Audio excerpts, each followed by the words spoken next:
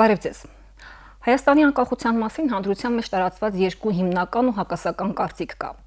Առաջինն այն է, որ մենք անկախությունը ձեռք ենք բերել մեզնից անկախ հանգամանքների բերումով, եւ երկրորդ մենք անկախությունը ձեռք ենք բերել մեր տևական ձգտումների եւ ջանքերի շնորհիվ։ Որ կարծիքն էլ որ գերակա կամ ճշմարիտ լինի, փաստն այն է, որ փաստացի անկախ լինելու համար մարդը պետք է հնարավորություն ունենա իրացնել այն առօրյայում, հատկապես առօրյայում։ Իսկ միգուցե անկախությունը մի բան է, որ հռչակելուց հետո էլ պետք է հանապազորյա հացի պես վաստակել ամեն օր։ Իսկ վաստակելու համար մարդը սովորաբար սովորում է։ Անկախության իրացում թեմայի շրջանակում մենք այսօր կխոսենք կրթության մասին։ Տաղավարում մեզ հետ են փիլիսոփայական գիտությունների թեկնածու դոցենտ Մովսես Դեմիրճյանը եւ տնտեսագիտական գիտությունների թեկնածու Աշոտ Խուրշուդյանը։ Բարև ձեզ։ Բարև ձեզ։ Ձեր կարծիքով էական դեր ունի արդյոք կրթության որակի համար, թե ինչպիսի պետական համակարգում է այն իրականացվում, այսինքն անկախ պետության մեջ, ոչ անկախ պետության, ազգային պետության իմաստով, կրթության որակի համար դա էական է։ Իհարկե էական է, ասենք, եթե կրոնական պետություն լինի, կստանանք ծխական դպրոցական համակարգ, օրինակ եմ ասում, պատմական, եթե էքսկուրս անենք, կրթության համար շատ կարևոր է պետական կառավարման համակարգը ավելի շուտ, պետական կառավարման համակարգը ինչ արժեքներ ունի, տվյալ պետությունը ինչ արժեքներ ունի, տվյալ հասարակության իդեպ արժե համակարգը, որտեղ պետք է կրթությունը հարմարեցվի նաև դրան եւ հաշվի առնի այդ մոդելը, եւ այդ պետությունը, այդ անկախ պետությունը ինչքանով է համաշխարհային այս զարգացումները հաշվի առնում, դա է ամենաեականը, դա է իհարկե կրթության որակը, դա աշխարհի զարգացման հետ քայլով ընթանալն է եւ իհարկե քան որ անկախությունից են խոսում, կրթությունը եկեք չմոռանանք ինքը որպես այդպեսին ձևավորել է հիմնականում որպես պետական քաղաքականությունը ձևավորելու ոչ թե տնտեսություն զարգացնելու տար, հատկապես կայսերական պետությունները կրթությունը գիտակցեցին, որ շատ ուժեղ գործիք է փաստորեն իրենց ուզած արժեքները տարածելու համար եւ բնականաբար եթե դու ինչ-որ մի կայսրության մաս ես գտնվում, կենտրոնի ազդեցությունը կրթության միջոցով քո վրա սկսում է ազդել եւ եթե անկախ լինես, այլ կրթություն ես ցանկանում ունենալ, դա արդեն ավելի շատ ազգային ինքնության ձևավորման հարցերին է վերաբերում եւ իհարկե այն սպեկտրի, որով քո ինքնությունը դու ուզում ես, քո այն անկյունը, որով դու ուզում ես տեսնել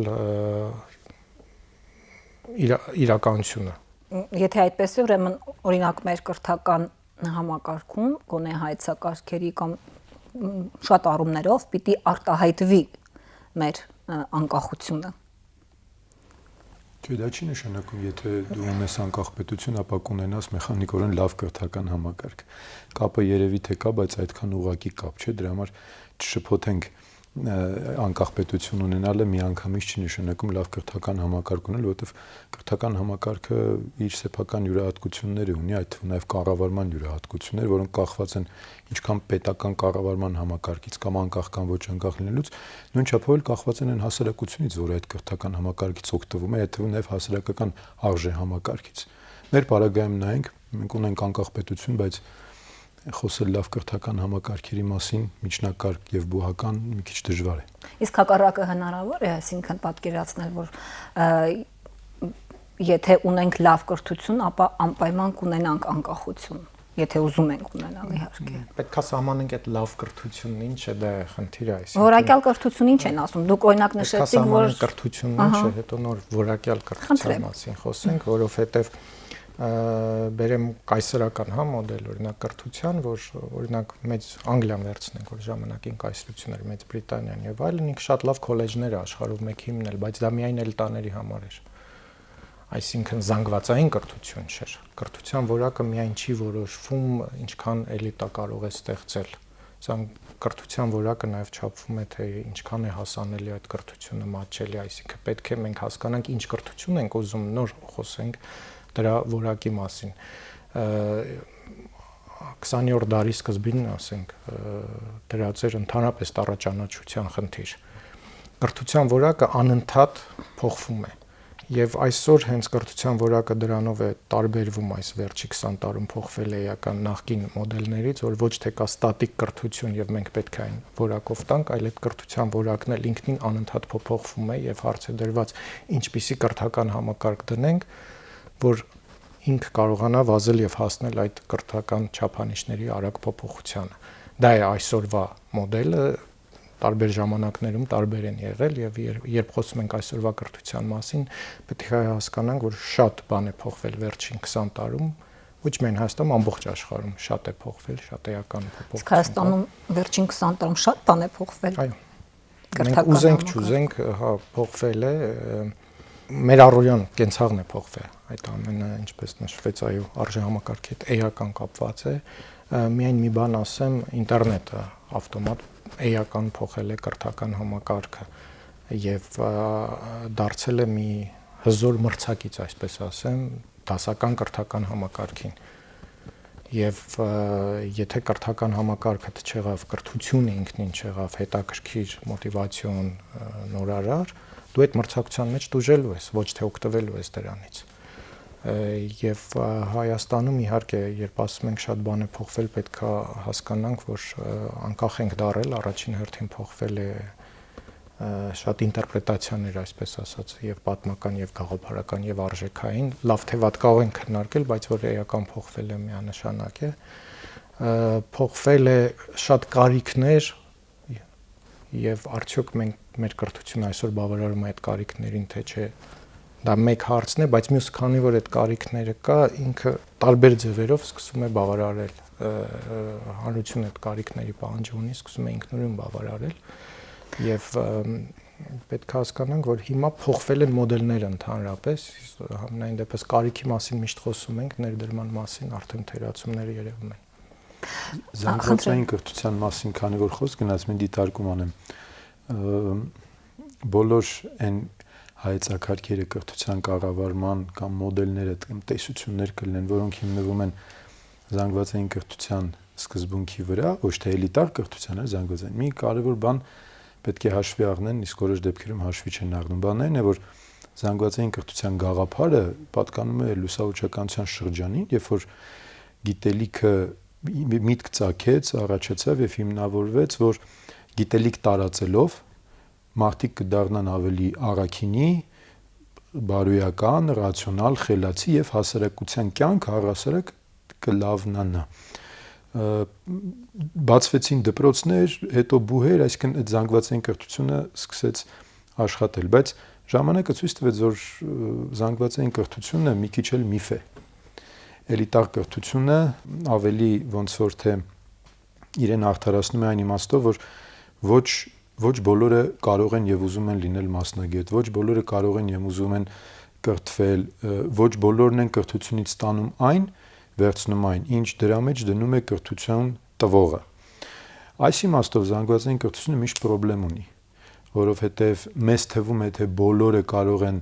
նույն բանը սովորել, նույն կերպ սովորել, նույն հաջողությամբ սովորել, մինչդեռ բնությունն ինքը խախտում է այդ օրինաչափությունը տարբեր մարդկանց օժտելով տարբեր առաքինություններով, հակումներով, հասարակությունը խախտում է այդ առաքելությունը տարբեր մասնագիտություններ պահանջելով։ Բայց ներողություն, մի բան է կարողությունը, մի բան է մատչելիությունը, այսինքն կարելի է յուրաքանչյուրին կամ եթե խմբերի բաժանենք այսպես ըստ կարողությունների, տալ հնարավորություն իր կարողությունների չափով կրթություն ստանալու, բայց տալ այդ հնարավորությունը։ Կարծում եմ զանգվածային կրթության գոնե հիմա դրան իմաստը դա պիտի լինի, որ դա հնարավոր է յուրաքանչյուր ոք կարողանա իր կարողությունների չափով կրթություն ստանալ եւ այդ ստացած կրթությունը էլ ամենակարևորը իրացնել։ Եթե ստանա իր կարողությունների չափով, մենք չգիտենք հասարակությունը այդքան է նրանից պահանջելու վաղը, թե ավելի շատ, թե ավելի քիչ։ Այստեղ իրականում լուրջ հակասություններ կան։ Մի դեպքում մենք ասում ենք, որ մարդ պետք է սովորի այնքան, ինչքան կարող է կամ այնքան, ինչքան ցանկանում է, օրինակ ժողովրդավարության կոնցեպցիայի վրա հիմնվող երկրները այդ սկզբունքից են ելնում։ Տոտալիտար երկրները հակառակը պարտադրում են այսինչ կրթությունը այս չափով։ Բայց մյուս կողմից, եթե մարդ կրթվում է այնքան ինչքան ցանկանում է, ապա վաղը ինքը գնա ուրիշ տեղ աշխատելու, դպրոցում ուսուցիչ կամ ինչ որ միտեղ, հասարակությունը չէ որ նրանից ինչ որ մի քանակությամբ հմտություններ է ակնկալում։ Ինքը չունի այդ հմտությունները։ Հարցը առաջանում ում էր պետք այդ կրթական համակարգը։ Կրթական համակարգը դառնում է մարգինալ, որովհետև ինքը չի ապահովում մարդկանց կարողությունների փոխանցումը, մինչև այդ կարողությունները սպառողը, հա, ինքը դառնում է մարգինալ։ Հիմա օրինակ Հայաստանում բարձրագույն կրթության համակարգում նման իրավիճակ կա, որովհետև կրթական համակարգը աշխատում է իրեն սնուցող, մի կողմից սնուցող արմատներից, մյուս կողմից պահանջող, կողմից անկախ։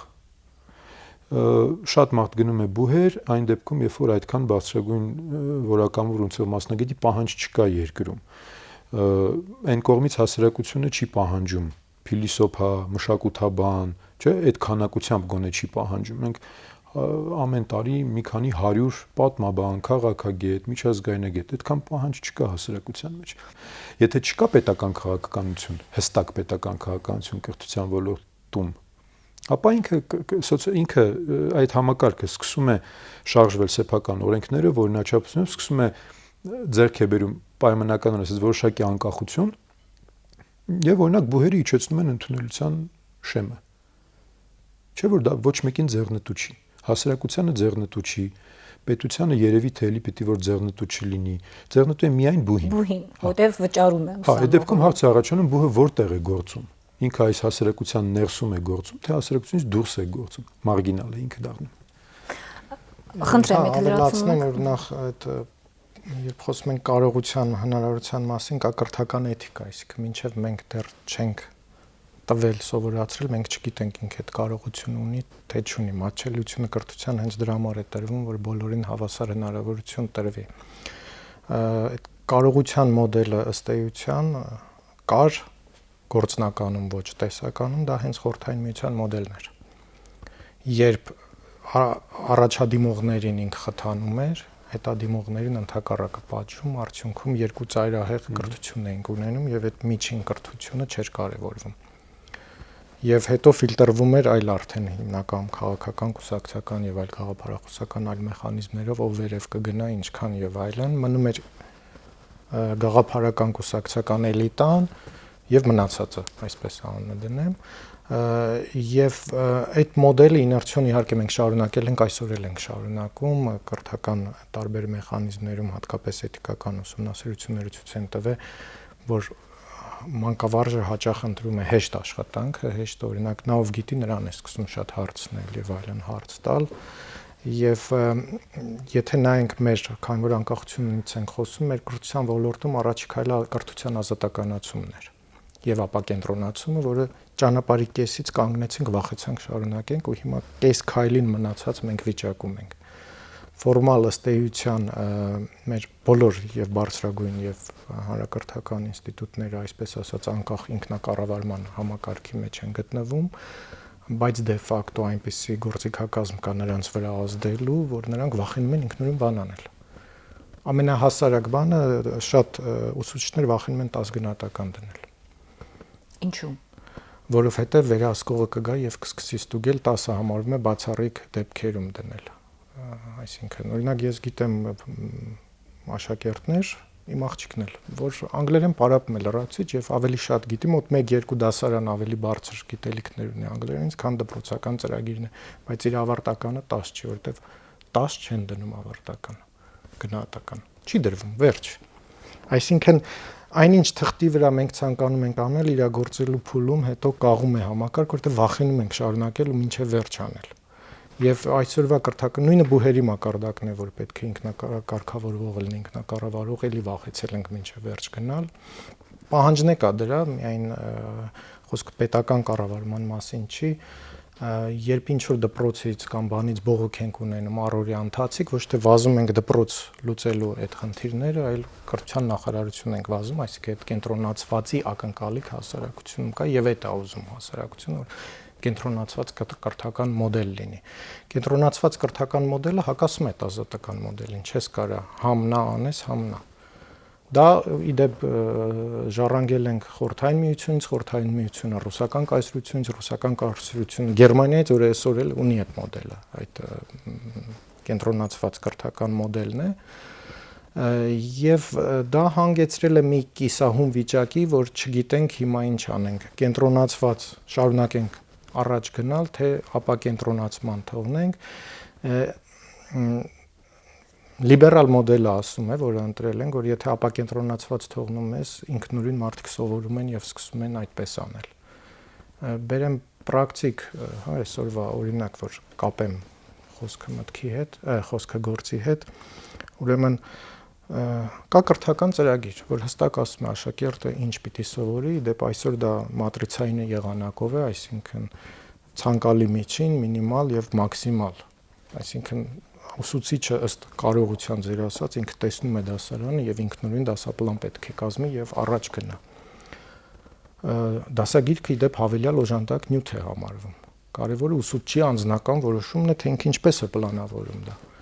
Փոխարենը դասագիրքը դառնում է դասապլան եւ հանկարծ եթե վերահսկողը գա եւ տեսնի շեղում է արես, նկատողություն են տալի։ Այսինքն ուսուցչի ձեռքերը կապում են գործնականում, բայց թղթի վրա ինքը ազատ է ինքնուրույն ինքը որոշի թե ինչպես իր կրթական տարին պլանավորի աշակերտներին ինչ հերթականությամբ կամ ինչ ընտրությամբ տա, ինչ խորությամբ, դա կրթական ծրագիրն է։ Եվ ավտոմատ երկարաժամկետ ուսուցչի մոտ չի զարգանում այդ ինքնուրույն առաջնորդվելը եւ հեշտ է դառնում հրահանգը կա, դասագիրքը գրել է սա, հաղթել է, վրան գրած է հաստատ բանը։ Կրթության նախարարության կողմից թույլատրելի է, ես առաջնորդվում եմ դրանով։ Ընտրված է, այսինքն մինիմալ պատասխանատվության սխեման։ Եվ ռիսկ անել ուսուցչին ազատություն տալ ինքնուրույն որոշին, գնում ենք մյուս ծայրահեղությունը, արդեն կսկսեն վատ դասատուներից խոսել,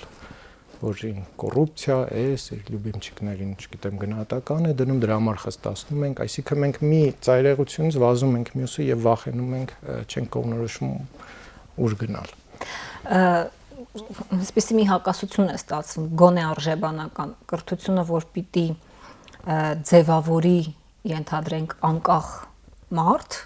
հնարավորինս անկախ մարդ, գիտելիքներ, հմտություններ, կարողություններ տա, որ մարդը դառնա ինքնուրույն, հենց ինքը համակարգը հեռու է այդ գաղափարից առհասարակ, նույնիսկ այսպես ներքին դաշտում համակարգի կրթական անկախությունից խոսելը, ինչպես տեսնում ենք, անիմաստ է, եթե նույնիսկ դասագրքից անկախ չի ուսուցիչը, ինչի մասին է խոսքը։ Այս դեպքում մենք գործ ենք ունենում կրթության եւ սոցիալական կյանքի հերթական մի անջրպետի հետ։ Սովորաբար կրթությունը հմտություններ է տալիս մարդուն, որպեսզի սոցիալական հասարակական կյանքում իրացնի իր կարողությունները եւ ձեռք բերած գիտելիքները եւ միևնույն ժամանակ էլ փոխի ավելի բարեկեցիկ դարձնի այդ հասարակությունը։ Այսինքն կրթությունը պիտի մի բան էլ առաջ լինի արդի հասարակական իրավիճակից, արժեքներից եւ այլն, բայց մեր դեպքում կարծես թե հակառակն է։ Երբեմն կյանքը շատ ավելի արագ է մեր փոխվում եւ զարգանում, քան կրթությունը մեր ստացած։ Եկեք կրթությունը ինքնուրույնության հետ այդքան ուղղակի չկապենք, որովհետեւ ինչքան ես գիտեմ, ինքնուրույն մարդուն ինքնուրույն դարձնելու խնդիրը դաստիարակության խնդիրն է, ոչ թե կրթության։ Կրթությունից տարանջատ չդժվար է տարանջատել։ Լիբերալ մոդելը տարանջատվում է։ Իրականում տարանջատում, որովհետև դրա տարբեր բաներ են։ Դա կրթության դպրոցի խնդիրը չի դառնում։ Իսկ ում խնդիրն է։ Դա խնդիր է, որ այդ ժամանակ պետք է արդեն լուծված լինի։ Կրթվելու տարիների ժամանակ այդ խնդիրը պետք է արդեն լուծված լինի։ Իհարկե ինքը լուծված չի, բայց գոնե այն չափով, որ երեխան կամ որևէ տարիքում դպրոցական կամ բուհական գիտակցի իր անելիքը դպրոցում, ինքը լինի այնքան ինքնակազմակերպված, որ կարողանա ինքնուրույն նստել դասեր անել, սովորել խնդիրները թղթի վրա գրել, իմանա այս հարցով դիմի ուսուցչին թե Google-ին, գոնե այդքան ինքնուրույնություն ինքը պետք է ունենա։ Եվ ճիշտ է, որ այդ խնդիրը իրականում տարանջատված են, ես էլ եմ կարծում, որ դրանք տարբեր խնդիրներ են եւ այն դաստիարակության եւ ինքնուրույնության խնդիրը պետք է որ արդեն կրթությունից առաջ լուծված լինի, որովհետեւ մանկավարժության մեջ ասում են հայտնի եւ ոնց որ թե չի քննարկվում այն մտքի ճշմարտությունը, որ կրթությունը դաստիարակության շարունակությունն է։ խոսքը նրա մասին է, որ խոսքը նրա մասին է, որ կրթության մեջ դաստիարակության կոմպոնենտ շատ մտցնել պետք չի։ Հակառակը պետք է որքան հնարավոր է հանել, միգուցե ոչ ամբողջությամբ, բայց հանել տեղ թողնելու համար գիտելիքների եւ հմտություններին։ Հիմա տեսեք, կարելի է քննարկել, թե կրթության բովանդակությունը ինչն է։ Գիտելիքը, թե նաեւ էթիկան։ Իհարկե նայել կա, բայց լայն իմաստով հասարակությունը բուհը ավարտող մարդուց ինչ է պահանջում։ Առաջին հերթին պահանջում է մասնագիտական գիտելիքներ եւ հմտություններ, կարողություններ, ոչ միայն իմանա, այլև կարողանա դա անել, չէ՞։ Հիմա ինքը հայրենասեր է, թե հայրենասեր չի, կամ քրիստոնյա է, թե քրիստոնյա չի, կամ ինչպես է վերաբերում պատմական անցյալին, արդյոք այնպես ինչպես բոլորը։ Դա ըստ էության երրորդական նշանակության հարց է, որտեղ իրանից պահանջում է լավ բժիշկ, լավ վարորդ, լավ ֆիզիկոս։ Սա է առաջնայինը կրթության բովանդակության մեջ, ոչ թե էթիկան։ Այնտեղ կա գիտության էթիկա, դա ուրիշ բան է, դա դաստիարակության հետ կապ չունի։ Հիմա եթե մենք կրթական համակարգի մեջ շատ մտցնենք մի կոմպոնենտը, այն մեկը դուրս կմնա։ Օրինակ, ես շատ եմ լինում մարզերում, սեմինարների եւ այլնի, եւ շատ եմ հանդիպում աշակերտ ունեցող ծնողների հետ։ Ցավն այն է, որ բոլորը դպրոցից առաջին հերթին դաստիարակություն են պահանջում, հետո կրթություն։ Հարց առաջանում, դուք ինչով եք զբաղված, եթե դուք ձեր երեխային չեք տալիս այդ դաստիարակությունը։ Ասում են, ուղարկել ենք այնտեղ, կիրթ գրագետ մարդիկ են, թող իրանց հետ շփվի, լավ մարդ դառնա։ Դա կրթության խնդիրը չի։ Եվ դա միգուցե նաև մենք ժառանգել ենք այդ մտածողությունը, չգիտեմ, բայց արդեն կրթական համակարգը ինքը փոխվում է, մարդիկ էլ պետք է ռացիոնալ պատկերացնեն, սթափ պատկերացնեն, թե դպրոցն ինչի համար է, բուհը ինչի համար է։ Բուհը նման ֆունկցիաներ չունի։ Ինքը մասնագետ է պատրաստում։ Լավ մարդ է, թե վատ մարդ է, դա բուհի խնդիրը չի, ըստ էության։ Բայց եթե մենք խառնում ենք իրար, մենք ունենալու ենք այն ինչ որ ունենք այսօր էլ։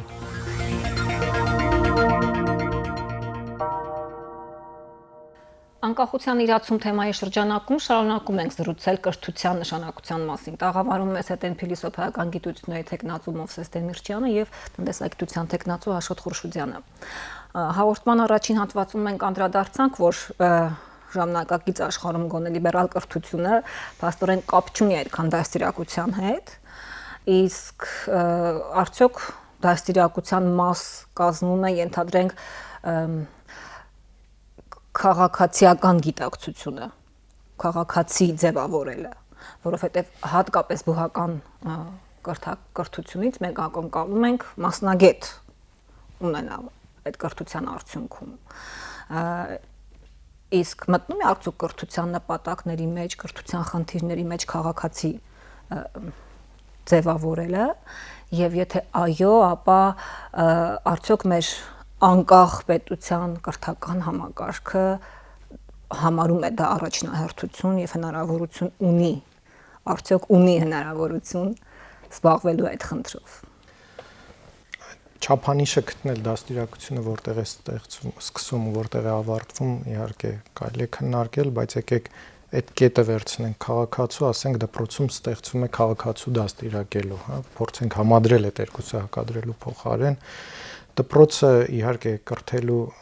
բուհը իհարկե պետք է բուհին անդրադառնա մասնագետ պատրաստելու առաքելություն ունի, բայց դպրոցում նախ մասնագետ հասկացություն դեռ չկա եւ մեր եւ հանրակրթության մասն օրենքով արժեքներ կան սահմանված, որ հանրակրթությունը պետք է տա, նույն ժողովրդավարությունը այնտեղ ամրագրված է։ Այսինքն չմոռանանք, որ երեխայի համար դպրոցը իր կյանքի մեծագույն միջավայրն է դառնում, որտեղ ինքը ուզի, չուզի սոցիալիզացվում է։ Եվ երբ խոսում ենք լիբերալ դպրոցի մասին, մենք պետք է հասկանանք, դպրոցը այդ դեպքում կրում է հանրության արժեքները եւ երեխան մտնելով դպրոց տեսնելով այդ արժեքները սոցիալիզացվում է այդպես։ Եվ այստեղ կան ամենամեծ, այսպես ասած, բախում ասեմ, կոնֆլիկտն է գալիս, մեկը դաստիարակել այնպես, որ քաղաքացի դառնա, թե դաստիարակել այնպես, որ նա հարմարվի տվյալ հասարակությանը։ Շատ կոպիտ համատություն ասեմ, երեխան դպրոցում սովորի, որ կաշառք տալը վատ է, բայց մեծանալով կաշառք չտալով տվյալ հասարակությունում չադապտացվի եւ չկարողանա աճել, թե դպրոցում ինքը տեսնի, որ կաշառքը այս երկրում հարց է լուծում, դա հասկանա, հետագայում կարողանա կաշառքով իր հարցը լուծել։ Նայեք, բարոյական դիլեմա է, որտեղ դպրոցի տեսակետից կաշառքը լավ է թե վատ, էական չի։ Երեխային պետք է այդ հմտությունը թե չէ, որ ինքը այդ հասարակությունում ինտեգրվի թե չէ, դիտանկյունից եմ ես նայում հարցը։ Եվ մենք այսօր մի կողմից լավ է, որ դպրոց թողել ենք այնպես, որ հասարակության ազդեցությունը կա այնտեղ, բայց մյուս կողմից անդադ բողոքում ենք, որ դպրոցի միջոցով անարդարություն, անհավասարություն երեխան տեսնում է։ Ես ուղղակի նախորդ հարցի հետ էի ուզում կապել, այդ կրթելու գործիքակազմ հասկացություն ունի, ինչ ենք կրթում, այդ դրա միջոցով կարող ես ազդել պարտադիր չարժեքները ուղղակի վերցնես եւ դա իմ ասած այդ գերմանական մոդելն արդեն հակոստն է պետքա նույնը լինի, պահվածքն էլ, ասենք երեխաները պետքա իրանց դասասենյակը մաքրեն, տեսել ենք դա, այսինքն դու սկսում ես այսպես ասած տղեղենչում զորքա բանանել, բայց դու արդյունքում ստանում ես մի քաղաքացի, որ քեզ պետք է։ Մեր մոդելը դա չի, որ ընտրել ենք, բայց արդյունքում չենք կարողանում հակակշռել այն փոփոխություն, հակակշռել նրան, ինչ ուզում ենք փոխել։ Եվ ինչ դպրոցի տեսակետից այդ անկախությունը մի քիչ դժվար է հնչում, ինքնուրույն մտածողություն, դա է սիրած բառը, այսինքն մենք պետք է տանք ինքնուրույն մտածելու ունակություն, եւ դա դառնում է ամենամեծ փաստորեն բանը, որ կարող է դպրոցը տալ, որը հետագայում էլ համալսարաններում արդեն պետք է ինքը կիրառի եւ հետո դառնա քաղաքացի ինքնուրույն մտածող։ Դա հեշտ չի։ Սովորելը ունի, այսպես ասած, Պավլովի շանը, հա, հիշենք, ուզենք չուզենք մեր ուղեղն էլ է այդպես աշխատում, իհարկե ավելի բարդ է, չեմ ուզում սովորելը, ինչպես է ուղեղը սովորում, հասնենք դրան, բայց հասկանանք, որ մենք մոտիվացիոն համակարգեր ունենք, որով երեխային սկսում ենք մի կողմից սովորացնել եւ մի կողմից ինքը սոցիալիզացվում է, հասկանում է ինչն է կարելի, ինչ չէ, այսինքն դասը չպատասխանեց, ցածր գնահատական ստացավ, պիտի հասկանա, որ պետքա դասը սովորի։ Բայց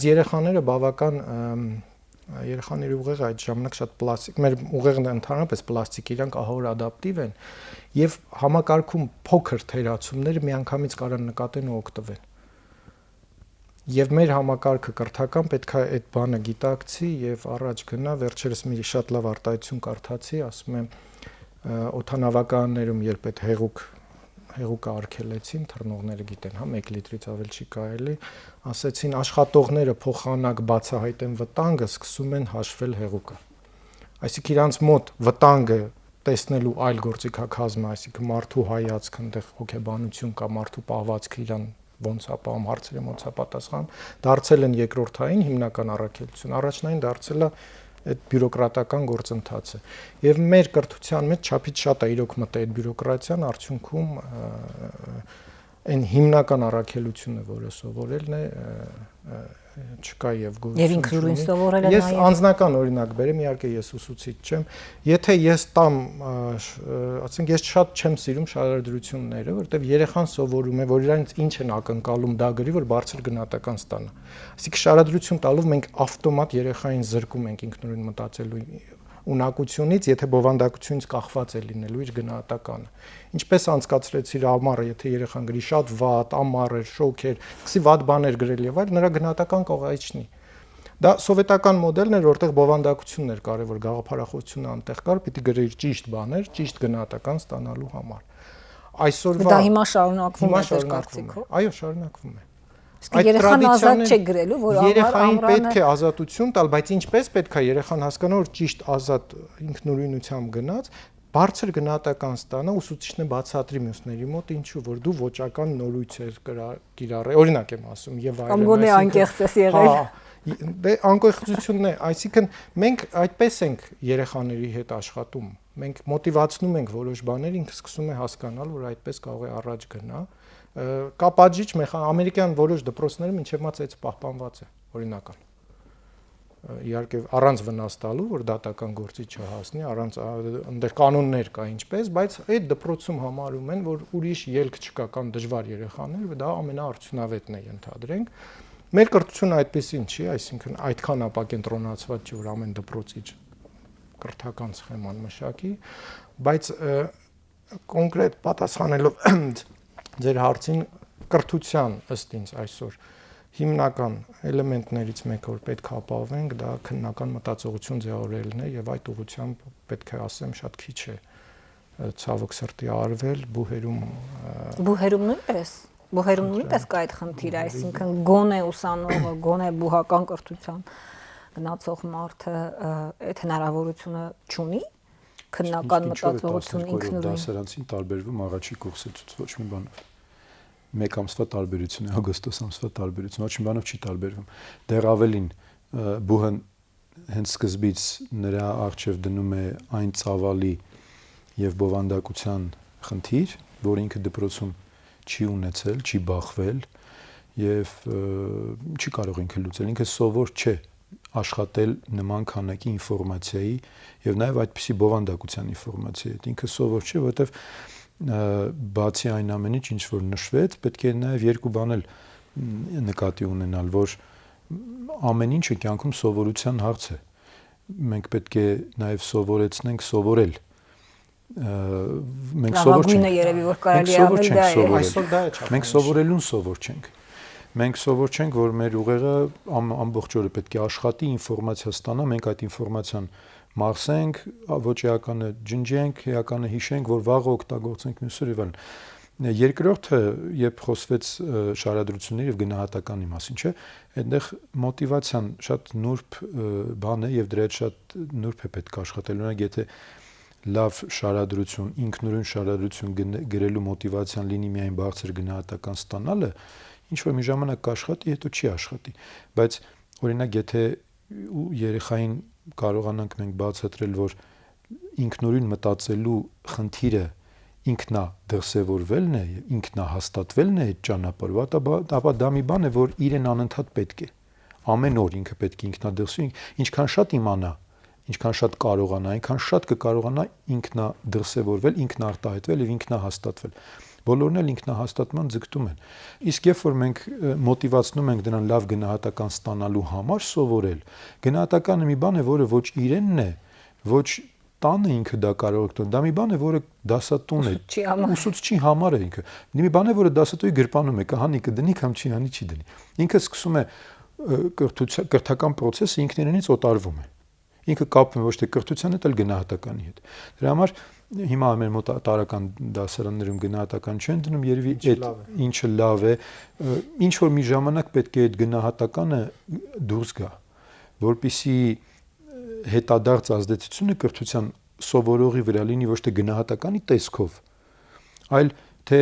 այս տարիների ընթացքում մենք քեզ այսքան տվեցինք, հիմա դու մեզ ինչ կարող ես վերադարձնել, ինչ կարող ես դու մեզ տալ։ Ցավոք սրտի մենք այդտեղ լուրջ խնդրեմ ունենք, որովհետև դպրոցից մտնում են նրանց հոգեբանության մեջ գնահատականը,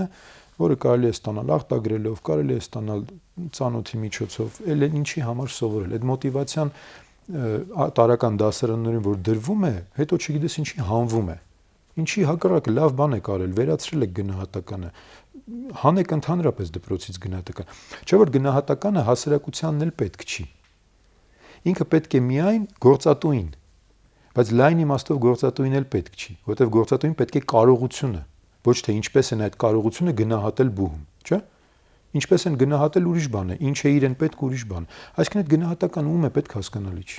Մենք այդպես էլ չհասանք քաղաքացիական գիտակցության ձևավորմանը կրթական համակարգում։ Մի նախադասություն, եթե թույլ կտաք դրա հետ կապված։ Բայց դա հավանաբար կապ ունի ձեր նշած պատճառների հետ։ Բանն այն է, որ մենք բոլորս ապրում ենք ու հատկապես սովորողները ապրում են տարբեր իրականություններում։ Դպրոցի իրականությունը այլ բան է, դպրոցից դուրս իրականությունը այլ բան է, տան իրականությունը, որտեղ ինքը էլ ինչ-որ ժամանակ է, այլ բան է։ Եվ այդ գիտակցությունը չի կարող միանշանակ ընկալել բոլոր այդ իրականությունները։ Այդ գիտակցության մեջ էլ է խնդրեմ առաջանում։ Ճեղքվածքներ են առաջանում, որտեղ դպրոցում, ինչպես ասեցիք, այլ բան է լսում, տանը այլ բան է լսում, իսկ դրսում այլ բան պետք է անես, որ հարմարվես կամ առաջ գնաս։ Մինչև ըստ էության մենք բոլորս չհասկանանք, որ կրթության, հանրակրթության ինչ որ մի մասն էլ պետք է ուղղված լինի այդ քաղաքացու ձևավորմանը, ոչ թե որ ինքը հլու հնազանդ ենթարկվի օրենքներին, չէ, դրա մասին չի խոսքը, բայց որ ինքը ինչ որ մի տարիքում պատկերացնի, որ ինքը իր կյանքում ունի նաև պետության հետ որոշակի հարաբերություններ, պետության եւ հասարակության հետ, եւ այդ հարաբերությունները կարգվում են օրենքներով, ոչ թե ավանդույթներով, սեփական պատկերացումներով կամ կամայականորեն։ Այդ հարաբերությունները կարգվում են օրենքներով, որpիսի այդ գիտակցությունն էլ գոնե մտնի, որpիսի մենք հետո օրինակ Facebook-ը, որը այդքան շատ հայտնի է, տարածված է Հայաստանում, սիրված է, որ կարդացողը իմանա կարողանա հասկանալ, սա պաշտոնական տեղեկատվություն է, թե ինչ որ մեկը նստել գրել է, տարածում է։ Դա իմանալու համար դու պետք է հասկանաս ընդհանրապես, որ այս երկրում կա պետություն, որը ունի պաշտոնական լրահոս, պաշտոնական տեղեկատվություն կա եւ կա ոչ պաշտոնական։ Պաշտոնականին հավատալ թե ոչ պաշտոնականին դու ես ընտրում, բայց գոնե այդ մակարդակի մենք կարողանանք ինֆորմացիայի հետ աշխատել։ Դպրոցում ինֆորմատիկա անցնում են, բայց ինֆորմացիայի հետ աշխատելու մեդիագրագիտությունը բոլորովին այլ բան է։ Թեկուզ դա չունենք, ինչը կարելի էր ունենալ հատկապես 12 տարվա ընթացքում, էլի։ Բայց ամեն դեպքում քաղաքացիական գիտակցությունը, այսինքն անկախությունը որպես իրացման, այսպես երևույթ, որ իրացնելու անհրաժեշտություն ունի, իսկ կարծում եմ ունի, այն միայն հռչակվելով չի, ոչ միայն անհատական կյանքում, պետական ազգային կյանքում, նույնիսկ անհատական կյանքում։ Անկախության իրացումը հաճախ շատ կոնֆլիկտային է, որտեղ բախվում է դիմացինի հետ, կարող է մի օր բախվել օրենքի հետ, կարող է մի օր բախվել ավանդույթի հետ, կարող է մի օր բախվել մյուսի անկախության հետ։ Կոնֆլիկտային իրավիճակներում կողմնորոշվելու կարողություն կրթական համակարգը տալիս է սովորողին, թեկուզ տարրական գիտելիքներ։ Նպատակային չէ, ուղղակի արդեն սովորողները ինքնուրույն ադապտացվում վերջի կոնֆլիկտային ժամանակվա գիտելիք, չեմ ուզում ասեմ, փորձ է, հմտություն է, որը ինքը փորձ սկսում է ձեռք բերել եւ իհարկե տարբեր ձևերով նայած ինչ միջավայրում է եղել ու այսինքն դա կրթության համակարգը չի տալիս, ի վերջո ինքը ադապտացվում է իրավիճակին։ Փորձեմ բովանդակության կապել նախորդ ասածս, այսինքն քննական մտածողությունը ինչ, օրինակ պատմության դաս։ Քանի որ մենք դեռևս ժողովրդավարության եւ ըստ էության վերջնական պետական, նույնիսկ մեր ինքնությունը դեպի ապագա ինքնություն էական չի կայացել, այսինքն տարբեր խմորումների մեջ ենք հիմա, մեկ ինտերպրետացիա պատմության անհնար է այսօր տալ։ Ազնորեն եմ ասում, ինչ քաղաքական ուժ կա փորձելու է իր ինտերպրետացիան այնտեղ դնել, դեռևս վերջնական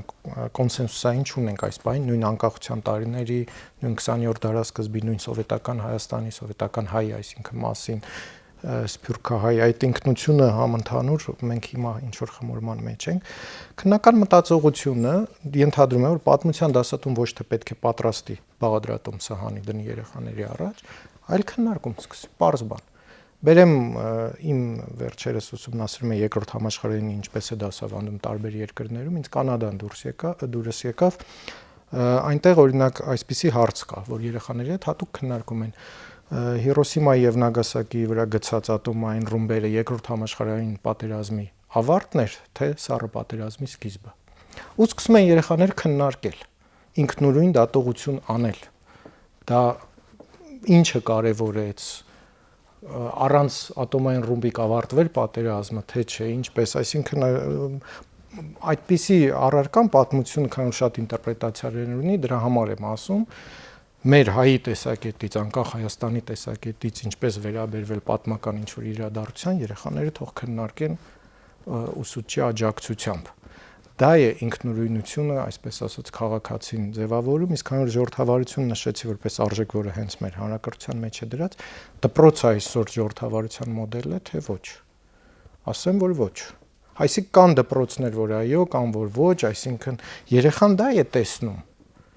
Եվ լիբերալ դպրոցի մոդելներում օրինակ որակի չափանիշներից մեկը համայնքի ինտեգրվածությունն է, այդպես է կոչվում, այսինքն ծնողները ինչքան են մասնակցում դպրոցական կյանքին։ Մենք մի կողմից վախենում ենք, քանի որ այդ մասնակցությունը փողի տեսքով է դառնում, հետո պարտադրանքի եւ այլն, առաջ աշխատում ենք ծնողին հեռացնել դպրոցին, իսկ շատ ծնողներ գոհ են դրանից, որտեղ այն ակնկալիք ունեն, երեխային տվել եմ, դուք մեծացրեք, դաստիարակեք, չեն ուզում ընդհանրապես մասնակցել։ Մյուս կողմից առանց ծնողի մասնակցության, առանց ուսուցիչ ծնող կոնֆլիկտի դրական հանգուցալուծման, ձեր ասած այդ կոնֆլիկտը երեխան չի տեսնի, ել չեմ ասում բարձր դասարանցիները, որ արդեն ինքնուրույն պետք է մասնակցեն այդ process-ին։ Կան երեխաներ, որ շատ ծանր երեխաներ են, սխալ դաստիարակված եւ այլն, եւ ուսուցիչը պետք է ինքնուրույն, օրինակ, լուծի այդ հարցը։ Եթե ինք միանձնյա փորձի լուծել, մենք կգանք ոչ ժողովրդավարական մոդելներին։ Եթե փորձի այնպես անել, որ դասարանը լուծի այդ խնդիրը, այդտեղ արդեն լուծումները երևում են։ Կամ լուծումը կլինի շատ վատ, այսինքն ով ուժեղ է նա է թելադրում արդյունքը, կամ ընդհակառակը կգան այնպիսի լուծման, որ կարող են թույլ բայց մեծաքանակ օրինակ աշակերտներով իրանց կանոններին չենթարկվող աշակերտին զսպող մեխանիզմներ գտնել։ Օրինակ եմ ասում։ Այսինքն դա խմոր է ինքը իրականում եւ մենք վախենում ենք այդ ազատությունը թողել, գնացել ենք այդ խիստ մոդելին, որը չի աշխատում, որովհետեւ դպրոցը ուսուցիչը այսօր չունեն են քշիրը ինչ առաջ, այսօր ծնողը շատ հաճախ ավելի ուժեղ կարող լինել, քան ամբողջ դպրոցը, եւ այդ կոնֆլիկտը լուծվում է այնինչ ես ամենաշատը չեմ սիրում սոցիալ-դարվինիզմով, այսինքն ով ուժեղ է ինք իրան առաջ է տանում, եւ մենք ձևավորում ենք այսօր այդպիսի քաղաքացի։ Եվ մոտիվացիոն համակարգեր, որ ասում եմ, իհարկե մենակ գնահատական նկատի չունեմ, այսինքն այդ ամբողջը պետքա անարդարությունը առաջինը երեխան կրթության հետ առնչվելիս է շփվում։ Մանկապարտեզից սկսած եւ բուհովեր ինքը ինչպես պետք է այդ իրան դրսևորի, ինչպես պետք է հասկանա եւ այլն, այսինքն։ Մի ամփոփիչ հարց տամ, քանի որ մենք քննարկում ենք կրթական համակարգը, կրթությունը անկախության պայմաններում, որը փաստորենականորեն տարբերվում է նախորդ հասարակարգից եւ այլ հասարակարգերից, հասարակարգերում իրականացվող կրթությունից, կրթական համակարգում սովորողի հետ կլինի աշակերտ, առավել եւս ուսանող, քննարկվում է ընդհանրապես տարբեր մակարդակում, հենց կրթական ծրագրի միջոցով կամ այլ ձևով, թե որքան կարեւոր է ենթադրենք պետական անկախությունը, որ ունի մարդը եւ կոնկրետ դեպքում քաղաքացին ում հետ շփվում են, այսինքն նույն ուսանողը, աշակերտը, այսինքն կարևորումը կյանքային իմաստով, ոչ թե որ